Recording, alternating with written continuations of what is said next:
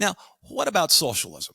Would Jesus be a socialist today since he cares deeply about the poor? Which, by the way, that's why many people are socialists, because they care about the poor. Now, here is why this question matters. If Jesus supports socialism, then every capitalist, every free market person is on the wrong side. But if Jesus opposes socialism, then every progressive is on the wrong side. One or the other will be celebrating an imaginary Jesus this Christmas. Now, it turns out that the answer to this question is really quite straightforward. Now, as I unpack the answer, I want to remind you that socialism prohibits the private ownership of land. So in Matthew 5:17 and 18, here's what Jesus said. Jesus said, "Do not think that I have come to abolish the law and the prophets," that is the Old Testament. "I have not come to abolish them, but to fulfill them. For truly I say to you, until heaven and earth pass away, not an iota, not a dot will pass from the law," that is, pass from the Old Testament. Now stay with me. I'm sure you're asking, what on earth does that have to do with socialism? I'm about to show you why this statement from Jesus conclusively proves why Jesus can't be a socialist. Folks, I want to quickly read you some verses from the Old Testament, that is the law that Jesus referred to. Deuteronomy 19:14 says, "You shall not move your neighbor's boundary stone." That is, you shall not steal any of your neighbor's property. Deuteronomy 27:17 is even worse. It says, "Cursed is he who moves his neighbor's boundary stone." Cursed by whom, folks?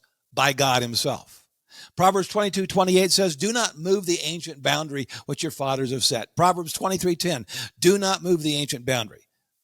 You get it? In other words, don't take your neighbor's property. If you do, God will curse you. You think that's bad? It goes even deeper than that. Exodus 20:17 says, "You shall not covet your neighbor's house." See, not only are you not to take your neighbor's property, you're not to even wish you could have your neighbor's property. And folks, that's not just one of many laws in the Old Testament. That's one of the big 10. It's one of the 10 commandments. So you say, okay, Brad, it clearly applies to individuals, but does it also apply to government? Folks, that's a good question. Glad you asked. In 1 Kings 21, the prophet Elijah condemned the king of Israel, King Ahab. And King Ahab was what? He was the head of government. He was the top of government. And Elijah condemned him. Why? For taking Naboth's vineyard. And what was God's penalty for King Ahab? God said dogs would lick up his blood.